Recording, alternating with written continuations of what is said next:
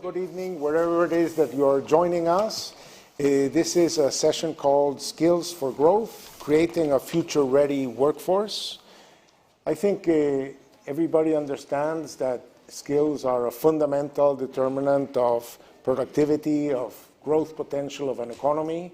We all would like to have more skills. Everybody should have skills. Those skills should be flexible because the world is a changing world and jobs are changing and we want a future-ready workforce. And it's super cool, but we don't know how to do it. So the question here is really what are the ideas that people are having to achieve that? I am Ricardo Hausman. I'm a professor at the Harvard Kennedy School. I'm the founder and director of the Harvard Growth Lab, where we help countries figure out growth strategies. And it's one of the things that we hear when in all the countries we work in is that there's skills shortages, that they want to deal with the skills shortages, but it's not obvious what to do about that once you've identified it. It's not like there's a well-known technology or well-known institutional arrangement through which these things are done. We know that that's the case because when we look internationally, we find some countries, say like Switzerland or Germany, that involve a lot the companies themselves and training the workers themselves and maybe certify that training. So it's the realization that a lot of the things that a company wish the worker knew can only be taught in the context of work, in the company, etc. Others rely more on vocational training with some kind of relationship between the vocational institutions and business so that there's some way of teaching in the classroom what they want people to know at work. But a lot of the things we know cannot be taught in the classroom, and that's why companies typically demand 5 years of experience, 10 years of experience, 15 years of experience, because it's not like we can generate that in the classroom. So it's really a puzzle how to organize yourself to create these skills. And what we have here in the panel is a group of people who have thought hard about this question. And they've thought hard about this question from different angles, from the angle of government and from the angle of business. So I'm going to start first with Sunju Gog, who's the Chief Skill Officer of Skills Future Singapore.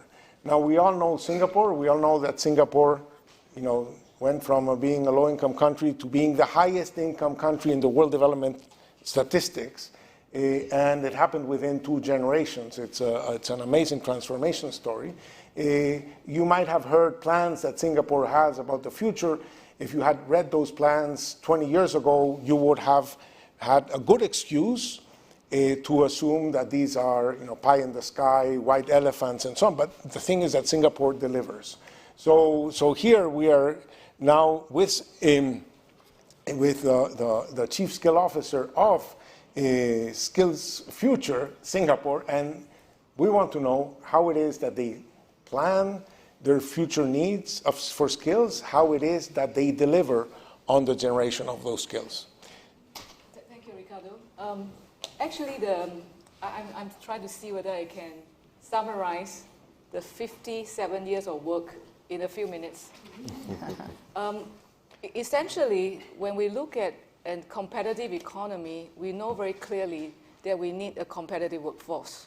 And to do so, every few years, when we plan ahead with the private sector in a sectoral basis, we do ask them about which business direction they're going to. Is it going internationalization? Is it going for digitalizations? So the business strategy must be supported by talent and skill strategy. So it is a highly coordinated efforts, private sector, public sectors. So we do have a future economy councils co-chaired by Deputy Prime Minister and private sectors.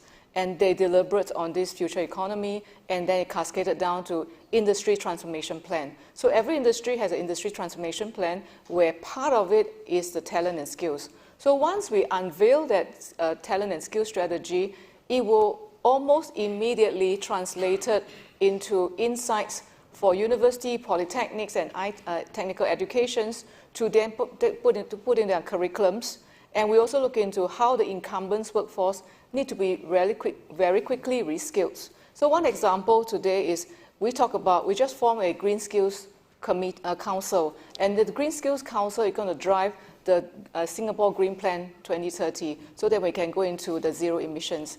And that required the private sector and the public sector to think through what R&D we need, what kind of business model we need to change, and then what are the workforce reskilling needed. So that translations of unknowing the needs of the business to translating into reskilling has to be at speed and scale.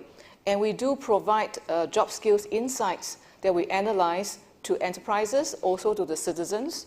We also provide cost-free subsidies to enterprises so that they can defray out-of-pocket expenses. On top of that, every Singaporean 25 years and above receive SkillsFuture credits, $500 when they reach 25-year-old, and then again we do a top-up later on, so we just did a top-up. So this allows us to empower the citizens and the enterprises to take up the reskilling as they need it. So I think this is a quick summary, yeah. Can I ask you, do you have a success story to share with us of something that you did that worked better than you expected? Maybe I can give you an example of our banking and finance sector, because the banking and finance sectors are very much, I would say, threatened by the fintech industry. And a lot of the things that the banks are doing today will not be required tomorrow. Take, for example, checks, clearing of checks. And one of the banks in Singapore called a DBS Bank, they know that some part of their operations, the staff will be not required anymore. So they took an effort to plan ahead of time, 3 years to plan ahead of time to say that they need to reskill 1,600 bankers, bank tellers, and also the check clearing officer. And in 3 years, they reskilled them, out of which 1,200 managed to be deployed into other job roles within the bank.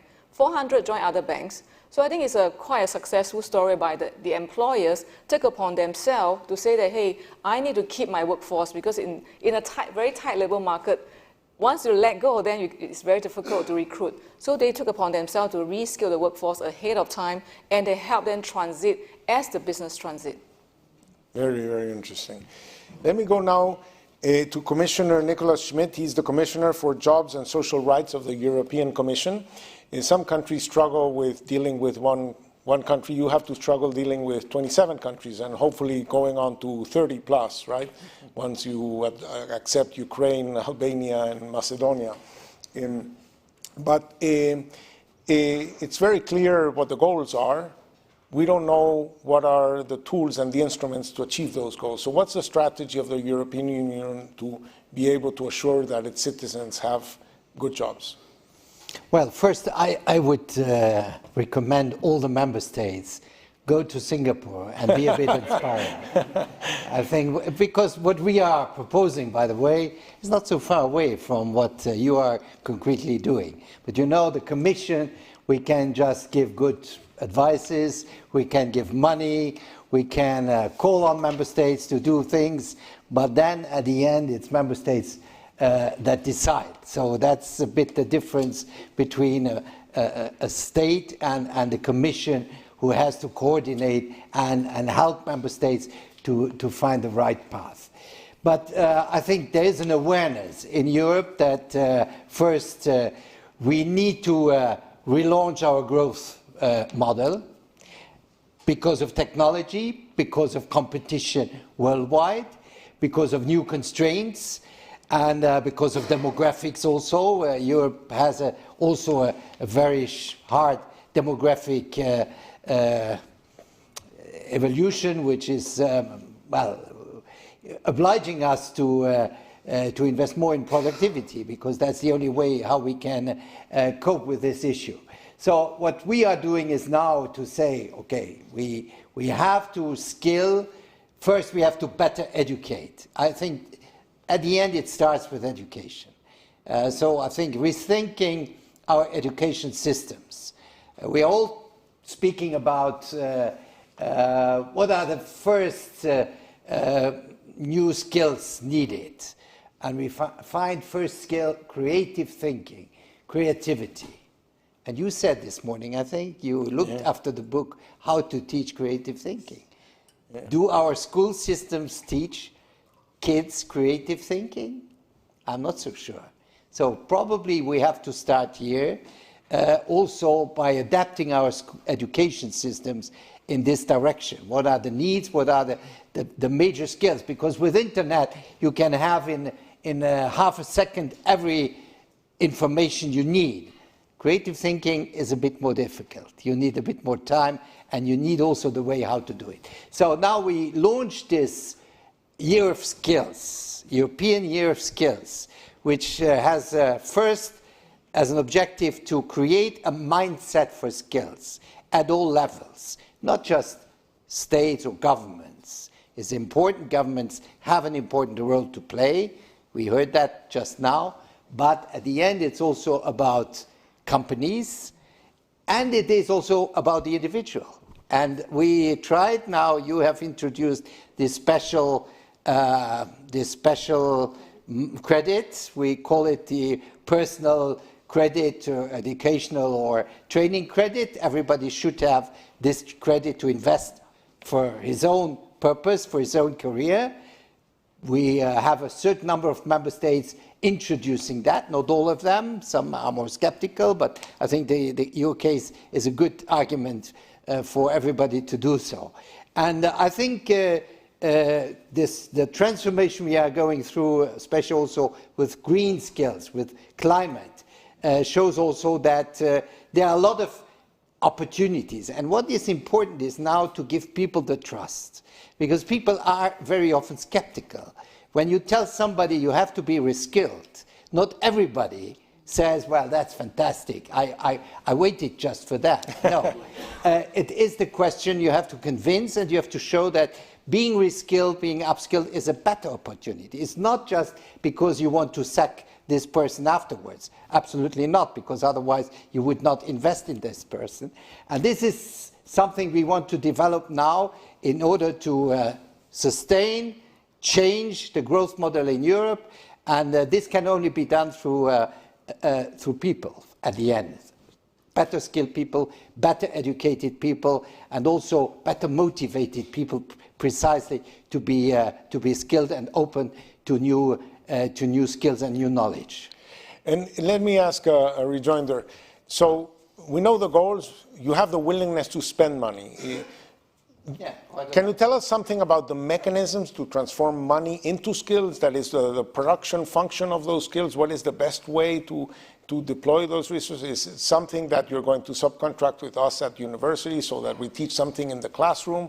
Is it something that has to involve more internally the processes of corporations so that they are able to use the fact that they have experienced people doing things to transfer that knowledge? How are you imagining that? Well, first, to give you an idea, we think more or less for the coming years to spend 65 billion euros on the broad reskilling or upskilling of Europe's working population or population. This is quite an important amount of money. Yeah. Now, this has to be spent by the member states, and the member states have to allocate to those who are performing the skills revolution. So it's about schools, it's about apprenticeships, developing new ways also how people can learn, so investing in vocational training. Here we are in a country when we have the good example of Singapore. Switzerland is a country without a lot of natural resources, and it is a highly performing industrial country, still industrial country, with high-tech developments. Why? Well, because they invested in a very convenient way how to skill people. That's about apprenticeships and vocational training. So this is taken by member states to invest, to modernize, to strengthen their vocational. Money has to go to universities, but also to companies who reskill their own. We have a transition. We are closing coal mines. What will we do with the coal mine workers? Well, you have what you did with the banks. We have to do it with the fossil using or emitting high carbon emitting industries. So these are money which can be used to reskill the workforce for new jobs and which are in the green or in digital or in other sectors. Thank you so much. So Deanna Jones is the Executive Vice President for People, Communications and Transformation at Baker Hughes Energy Services. Now, I don't know if you know, but Baker Hughes is a company that it does all really the hard part of the oil industry. They have to drill oil wherever oil happens to be. They have to manage these operations. These things explode very easily. So it's capital intensive. It's dangerous. And you have to generate the labor force that is able to perform that. And so, how have you been assuring the company that you can detect and attract and retain and form the skills that such a complex operation needs? So thank you. I appreciate getting the opportunity to be here this afternoon. So one of the things that I think I'll clarify, as an energy technology company, we do have those very remote locations where we're still in the process of working with hydrocarbons. And we have everything from that all the way to some of the ways that we're thinking about decarbonization of the energy systems, geothermal, hydrogen, CCUS. And so making sure that people who are coming into any part of that ecosystem can understand the ability to have a full career because of the skills being transferable. So when we put together teams to go out to those remote, very, very difficult locations, we've been doing a lot of work around multi-skilling so that we can put less and less people on site using digital tools to allow for remote. The pandemic allowed us, for example, we were pre-pandemic, about 50% of our customers were doing remote drilling, and post the pandemic, it's about 97%.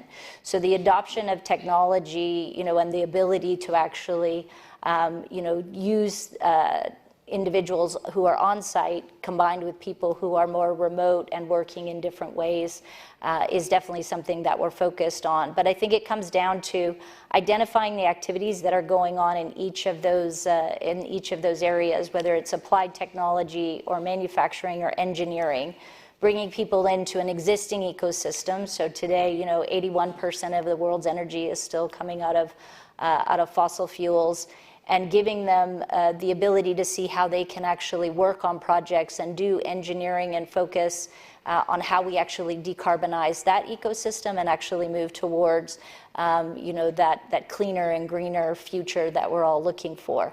And that transition and allowing for us to say, how do I see the number of people who have chemistry or biological sciences in their background, maybe even before they came into the industry, they did something in school. And then I think partnering with educational institutions for that continuous skilling, I'll call it, not necessarily reskilling or multi-skilling, but continuous skilling and continuous learning being just such a fundamental part of how we see the future going forward. But let me send you a rejoinder. So, you hire somebody,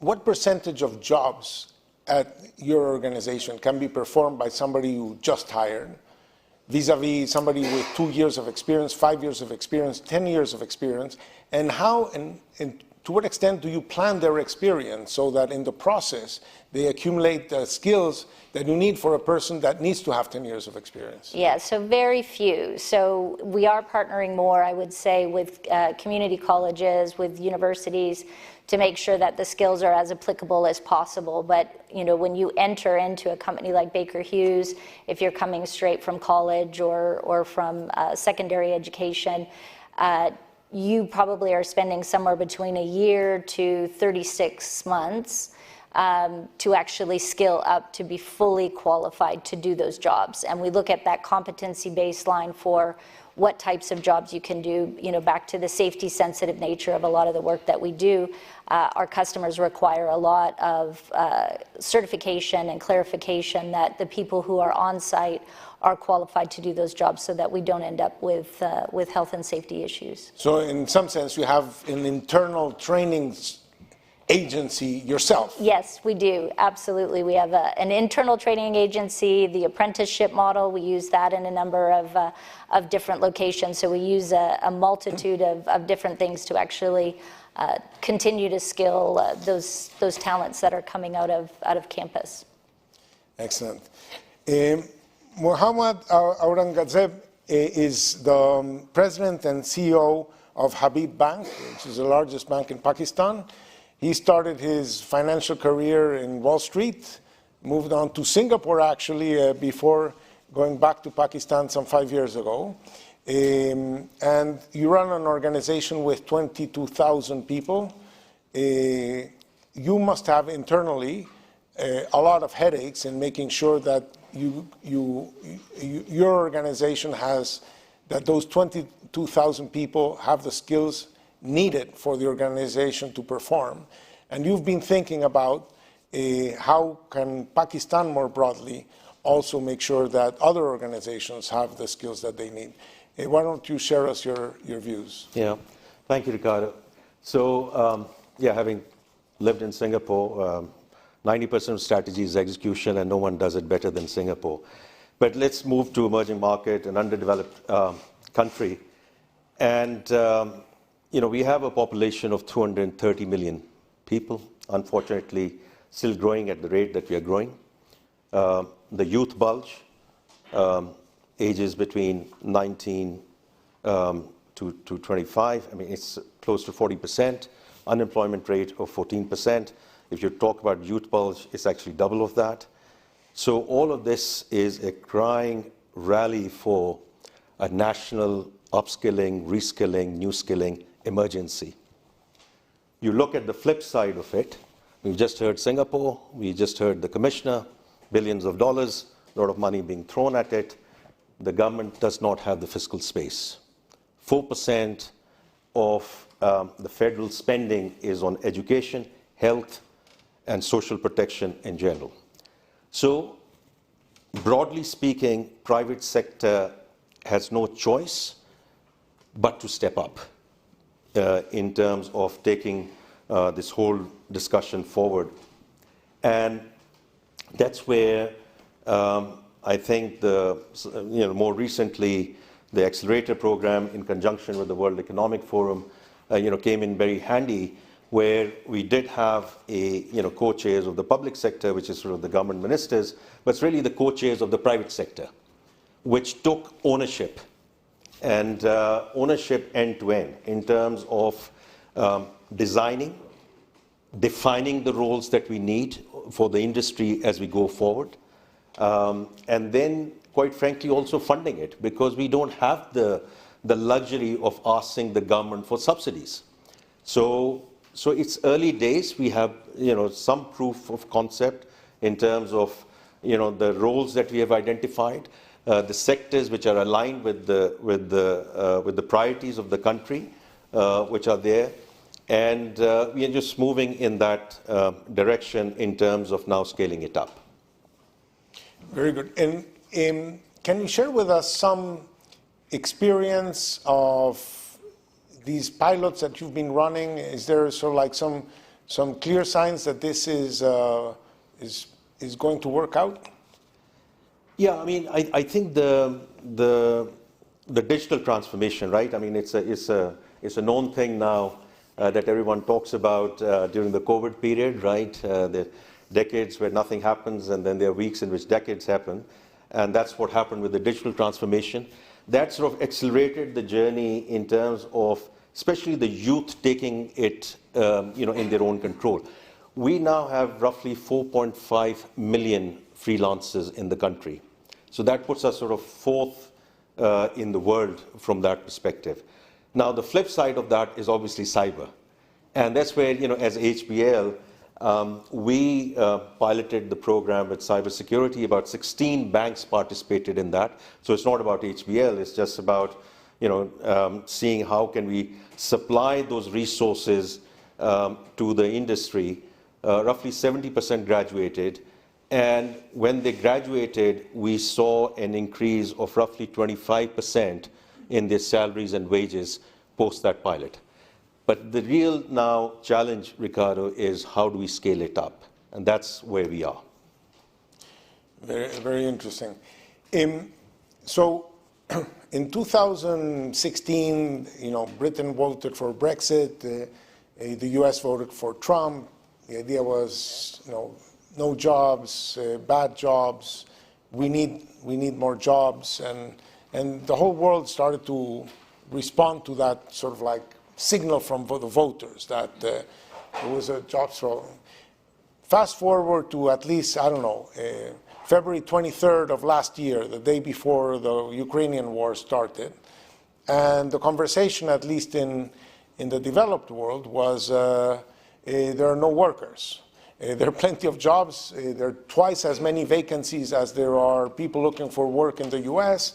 So now it's not a question of how can we generate jobs for people who are desperate to work. It's how can companies secure themselves the staff that they need, how can they retain them, how can they assure that there will be enough people to hire for them to run. Let me reflect, Mrs. Gog, from the point of view of Singapore. In which of these two worlds are you currently, and how does that inform your skill strategy?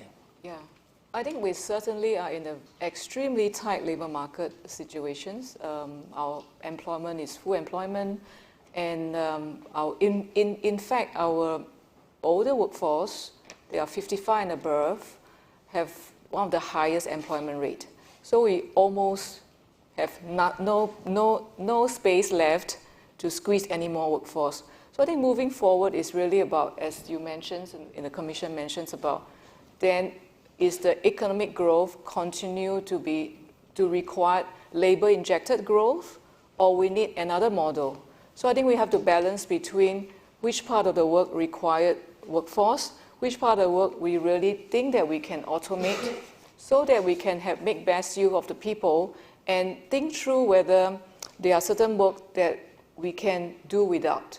So I think we are thinking through very, very consciously about, of course, one part is having the foreign talent coming into Singapore, but which part of the foreign talent we really needed to help boost our skills stock. So these are something that we have to calibrate quite carefully. So it's about a balancing act of keeping good job for Singaporeans, and then augmented with foreign talent, at the same time to push for automations and digitalizations. I think that's kind of summarize currently where we are.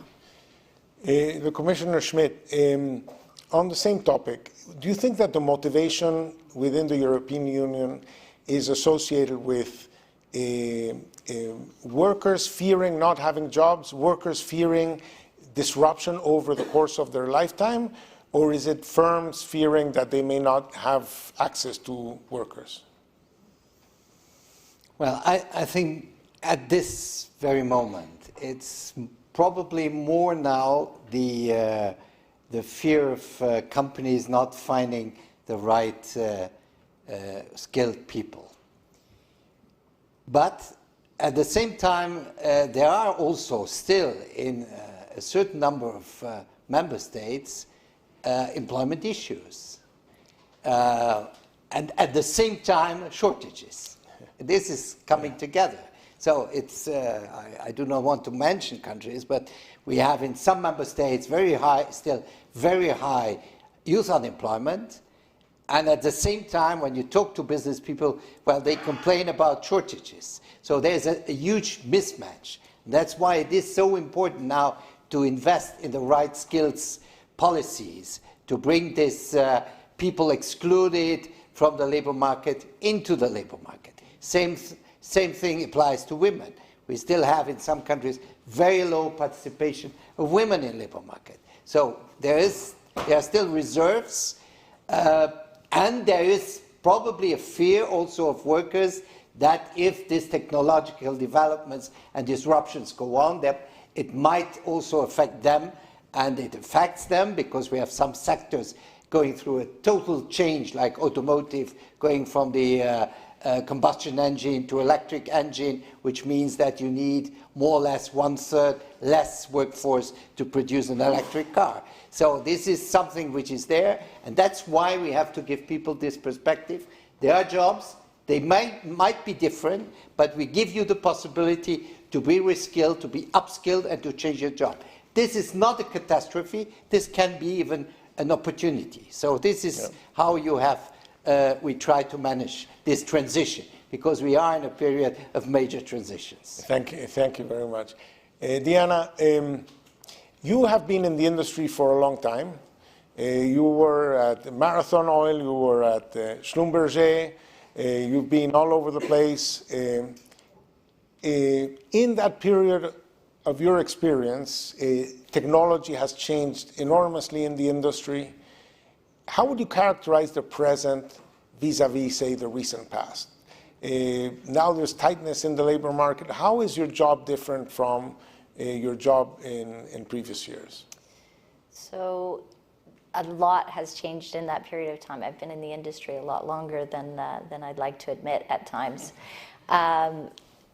You know, to me, I think you can't get away from digital transformation in the way that actually, I would say, intelligent machines have completely changed the work. And so the fear associated with, does that displace my job or does it change my job? That's certainly something that we deal a lot with. And I think job security has become, one of the top things that workers are looking for in this moment is how do I secure good employment over a long period of time, and ideally with the same employer if I can, because once I know and understand how to work in an ecosystem, I want to continue to work with those people and to be able to, deliver value.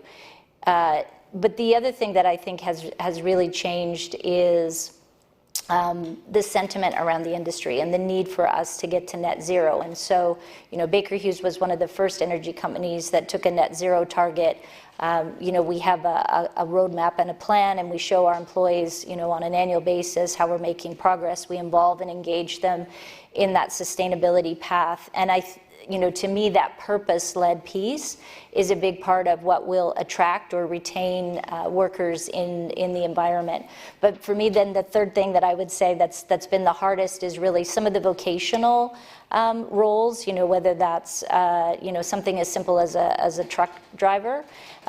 We see very few people who want to go into that. And will that change over time with autonomous vehicles? Is that something that would completely change the need for those types of jobs out into the future?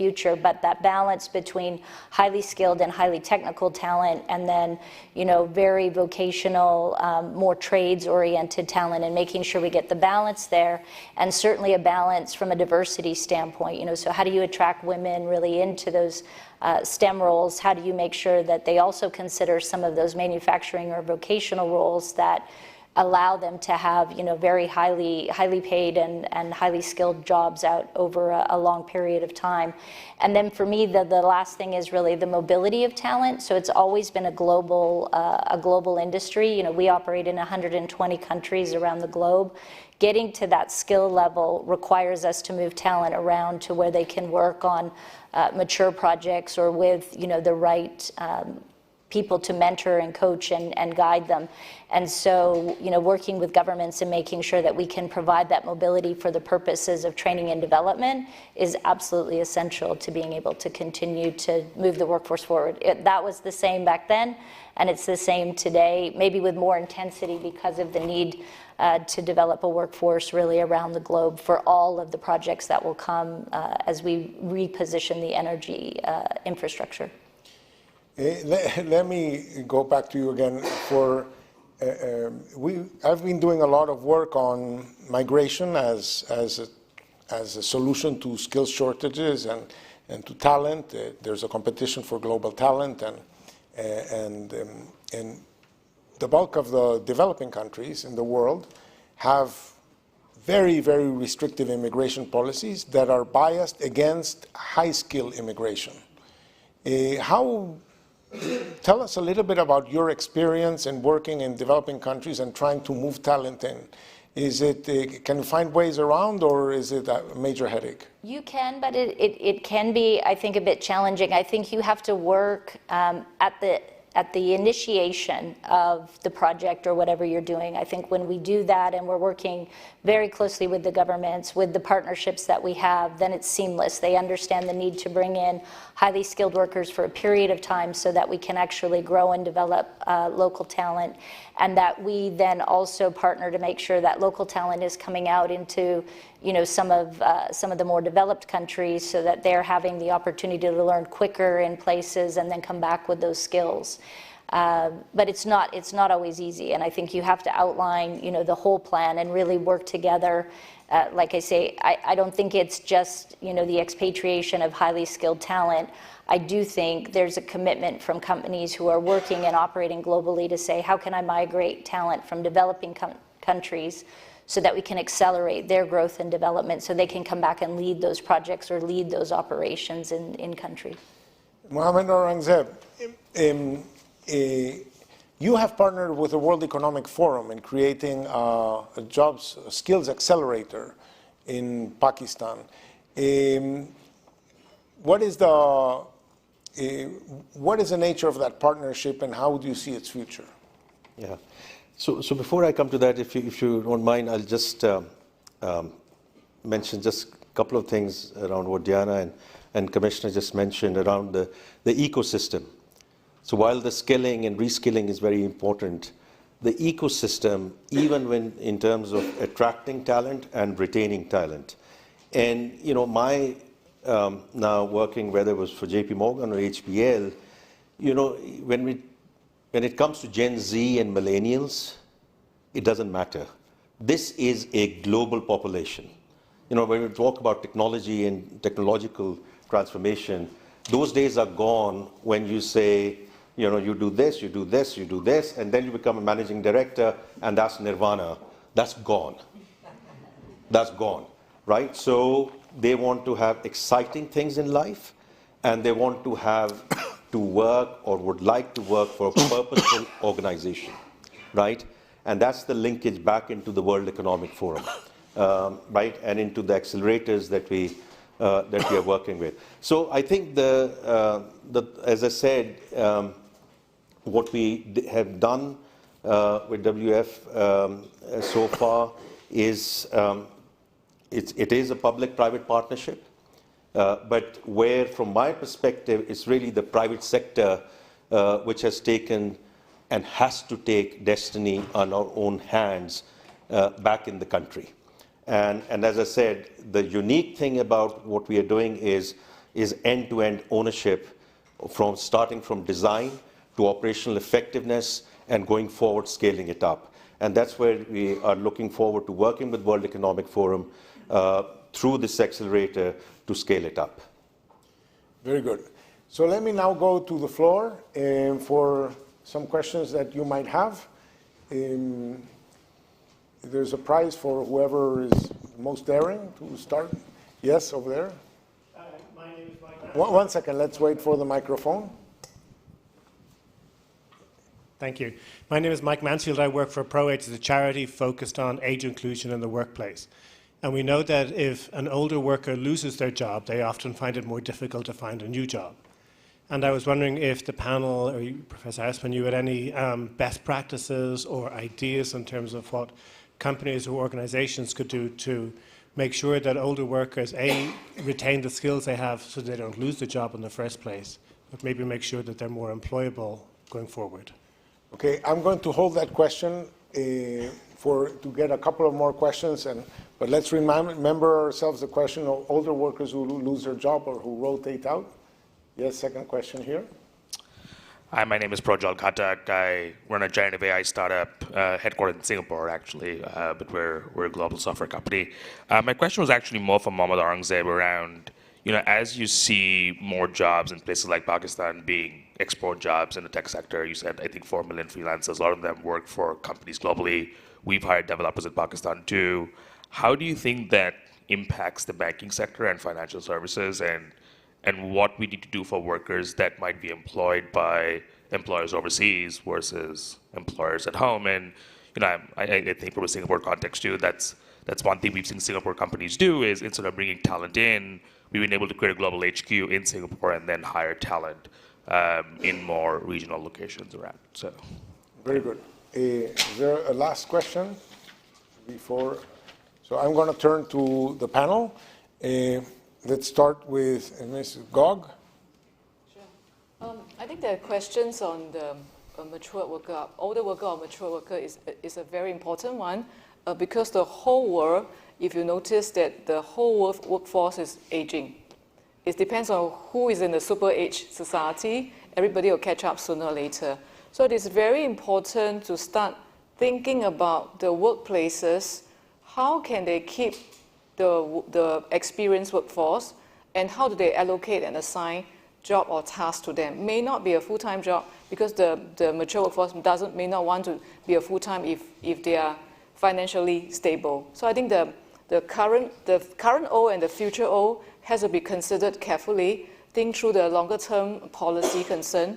In Singapore, when we look at workforce planning, we do focus on which industry has the highest percentage of older workforce, and to what extent can we support a company to redesign jobs at the workplace so that we can keep as many of them as possible, because the aged, if they are socially engaged, they tend to be more healthy. So I think this is a very important question. I think tomorrow there is a sessions that talk about the longevity economy, and something that we can pick it up. And I like your question as well, because today, to be honest, talents are boundaryless. We can't control at all who recruits who and use who at which country. So in Singapore, we are very mindful that a lot of the startup, maybe like yourself, set up a company HQ in Singapore because they advantage of the brand and the kind of outreach. But the back end, the hinterland workforce is not in Singapore because we just don't have enough warm body. So they go to Vietnam, India, Pakistan, everywhere. So to a large extent, companies are already doing that, distributed talent across the world, and they don't even need to get a permission to get a work pass to come in to work. But to us, it's a very interesting phenomenon, because then the global skills network is something that we need to focus on to see how we can help each other scale up accordingly. Thanks. Commissioner. Well, on the aging issue, I think this is a very important. And as you said, the whole workforce is aging. So we have to adapt to this situation. And I think that this means also that we have to look differently at the career path. First element is you have to keep people in good shape. This is the health issue, that work should not finally destroy your health. So working conditions become more and more important, because we are living in a period where work becomes rarer. We are in a shortage, so we have to invest more in a good shape of work. The second one is investing in people during their whole working life. And this practice to say, well, this person is 50, why should we still invest in this person? This person will retire. This is wrong. So we have really to invest in people up to, and also then the transition from work into pension, I think, should be organized differently, much smoother, in a smoother way. So I think this is also a new view we have to keep on working age. Diana? Yeah, I think the mature workers, to me, there's a couple of things, that we try to do, make sure that everyone has access to any of the skills programs that we have. So, a lot of our programs and the learning is available online now, and anyone can go in and they can sort of look at their own profile and see the skills that they want to keep doing, so that we allow it to be more led by the individual versus by the business. But I would completely agree with the transition into retirement and managing that differently. I've long been curious about the flexibility maybe that you transition into retirement, and that flexibility actually providing a framework by which we could do a better job of flexibility at all ages, for families and that type of thing. So I think there's something there around the how we work and how we create flexibility, and how that allows us to balance the mature workforce as well as the needs of families and parents through their work as well. Thank you. Mohammed? Yeah, just quick one. I would just answer the first question, not only in the context of aging workers, but women. And while it's a done deal in the first world, in Pakistan and HBL, we have called a program called WAPSI, which means for women who leave, and our women leaders and women staff who leave for raising family, to give them the optionality to come back when they are ready to do that. And I think it is the right way forward, and we have seen that already in the context of diversity numbers going up to 22% in our workforce today. Coming back to your question, I don't see it as a zero-sum game. People who find the right opportunities in the network, they should absolutely go. At the same time, we see especially Middle Eastern banks coming in, offshoring their roles into Pakistan and creating the job opportunities in the country as well. Mashriq, which comes to mind from that context. Thank you. Thank you very much. We're out of time. This has been a panel where I have learned a lot. We've seen how people are, we know what the goals are. We want a skilled labor force that has meaningful work, that is flexible and so on. It's just hard to get there, and there are very interesting initiatives on the corporate level, at the national level, at the European level, on how to make that happen. So thank you all very much, and thank you.